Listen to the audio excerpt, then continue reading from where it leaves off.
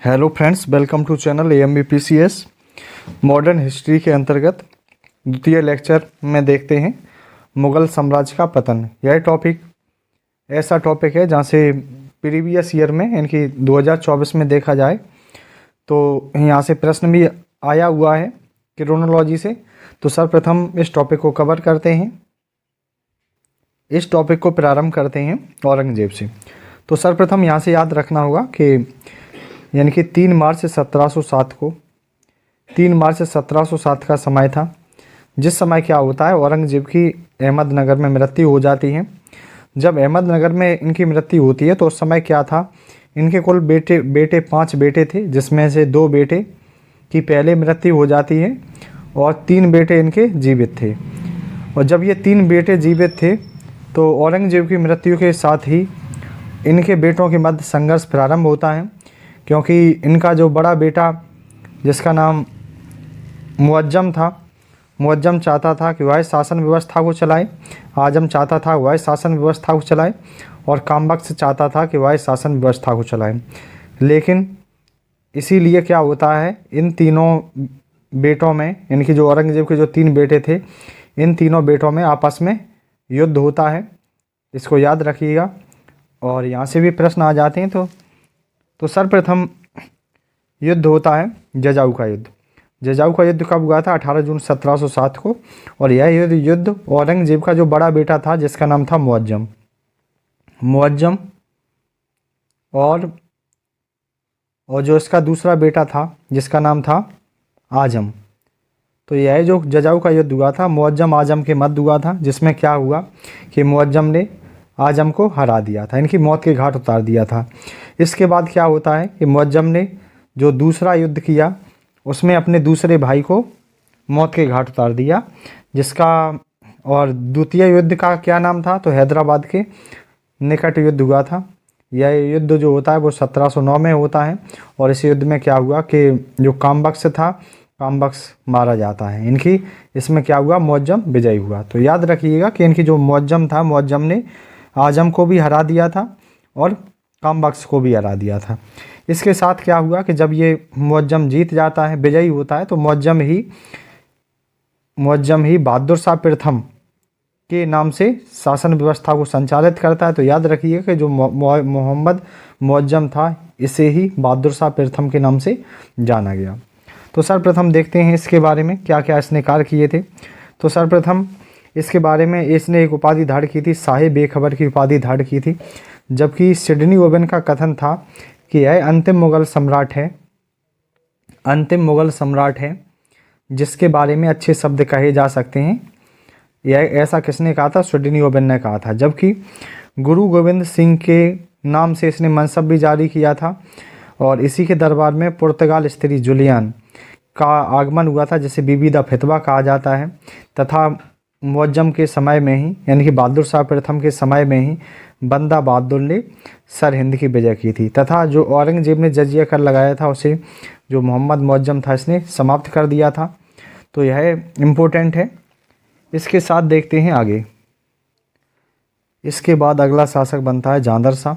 तो जांदर शाह के बारे में निम्न बातें याद रखनी है, जैसे इसे लंपट मूर्ख कहा जाता है। तो यह उपाधि काफ़ी इम्पोर्टेंट होती है। लेकिन जब यह गद्दी पर बैठता है तो इसने बिल्कुल भी शासन व्यवस्था की ओर ध्यान नहीं दिया था, क्योंकि इसने शासन की बागडोर सौंप दी थी असद खां व जुल्फ़िकार खां को। लेकिन यह भी जांदर शाह की तरह ही थे, इन्होंने अपनी जिम्मेदारी सौंप दी थी चाटुकार सुभांग को, जिम्मेदारी सौंप दी। और चाटुकार सुभांग चंद्र के द्वारा एक व्यवस्था चलाई गई थी, इजारेदारी व्यवस्था। और इजारेदारी व्यवस्था का संबंध किससे था? भू राजस्व की वसूली से था।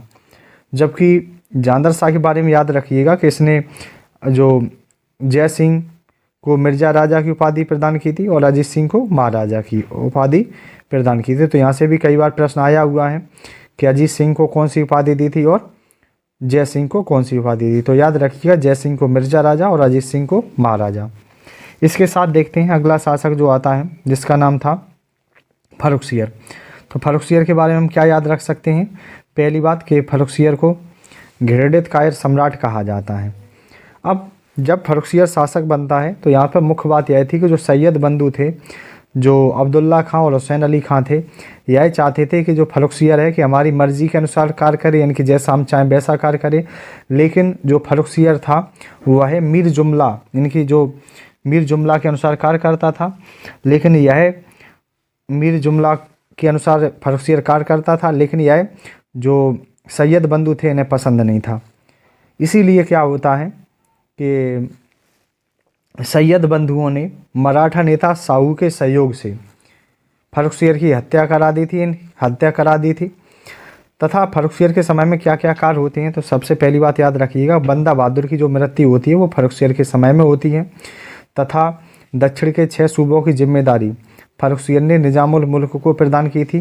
तथा 1717 में अंग्रेज़ों को बंगाल, बिहार, उड़ीसा की दीवानी भी प्रदान करने वाला कौन था? फर्रुखसियर था। इसके साथ याद रख सकते हैं कि फर्रुखसियर के बाद जो अगला शासक बनता है जिसका नाम था रफ़ीदरजात, क्योंकि ये भी जो शासक बने थे यह भी सैयद बंधु की मर्जी से बने थे, क्योंकि सैयद बंधुओं ने हत्या करा दी थी फर्रुखसियर की। तथा फर्रुखसियर के अनुसार ही जो अगला शासक बनता है जिसका नाम था रफ़ीदरजात, इसके बारे में याद रखना है कि मुग़ल वंश का सबसे कम समय तक शासन करने वाला रफ़ीदरजात था। इसके बाद जो दूसरा शासक बनता है रफ़ीउद्दौला, और इसने शाहजहाँ द्वितीय की उपाधि धारण की। इसके साथ क्या हुआ, अगला शासक आता है जिसका नाम था मोहम्मद शाह रंगीला, अति महत्वपूर्ण है। तो मोहम्मद शाह रंगीला के बारे में याद रखिएगा कि जो मोहम्मद शाह रंगीला है इसे रोशन अख्तर के नाम से जाना जाता है।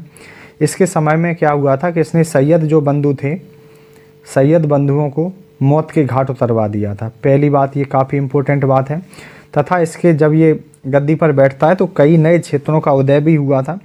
जैसे देखा जाता है कौन से नए क्षेत्र थे, तो अवध में देखा जाता है सादत खां, क्योंकि अवध में देखा जाए तो अवध में सादत खां के द्वारा स्थापना की जाती है अवध की।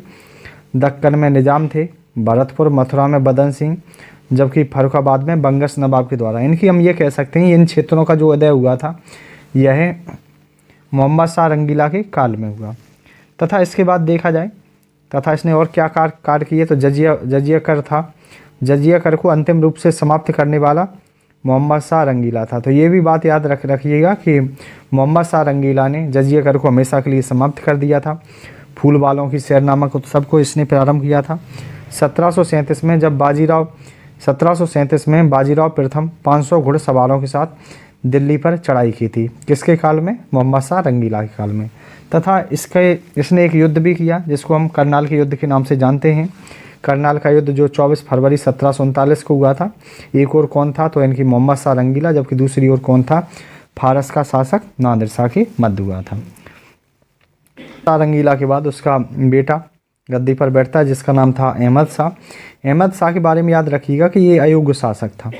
अयोग्य शासक क्यों था, तो इसके बारे में कहा जाता है कि इसने अपनी सेना के वेतन हेतु बर्तन तक बेच दिए। तो याद रखिएगा, सेना के वेतन हेतु बर्तन तक इसने बेचने पड़े थे इसे। और इसके समय में अवध का जो शासक था जिसका नाम सफदरजंग था, यह क्या था? वजीर था। ये भी महत्वपूर्ण पॉइंट है। तथा इसके बारे में याद रखना है कि राजमाता ऊधम बाई को उपाधि इसने दी थी किबला-ए आलम। अहमद शाह अब्दाली का 5 बार आक्रमण जो हुआ था, ये भी याद रखना है, जिसके टाइम पर 5 बार आक्रमण किया था।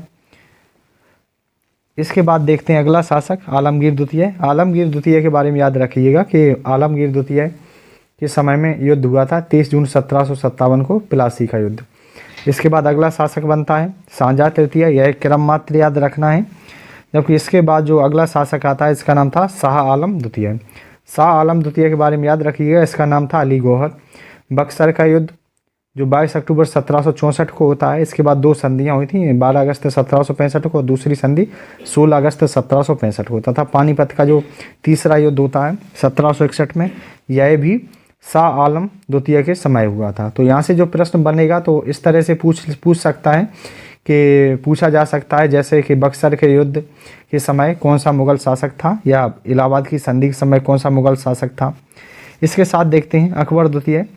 अकबर द्वितीय के बारे में याद रख सकते हैं कि इन्होंने राजा राम मोहन राय को पेंशन के संबंध में ब्रिटेन भेजा, और तथा वह ब्रिटेन से जब लौट कर आते हैं तो उन्हें एक राजा की उपाधि दी थी। और राजा राम मोहन राय की 27 सितंबर 1833 में ब्रिस्टल इंग्लैंड में मस्तिष्क ज्वार के कारण मृत्यु हो जाती है। इसके बाद मुगल वंश का जो अंतिम शासक था जिसका नाम था बहादुर शाह द्वितीय। सबसे पहली बात याद रखनी है कि 1857 की क्रांति में दिल्ली में महत्वपूर्ण भूमिका थी मुगल वंश का अंतिम शासक तथा इसके जो कविता के जो शिक्षक थे उनका नाम था हसन अस्करी इब्राहिम जौक। जफर उपनाम से ये शायरी भी लिखा करते थे, जबकि 1862 में देखा जाए तो बहादुर शाह जो द्वितीय थे इनकी मृत्यु हो जाती है। यह लेक्चर कंप्लीट कर लिया गया है। अगर वीडियो पसंद आता है तो वीडियो को लाइक करें, चैनल को सब्सक्राइब करें, अपना फीडबैक ज़रूर दें। धन्यवाद।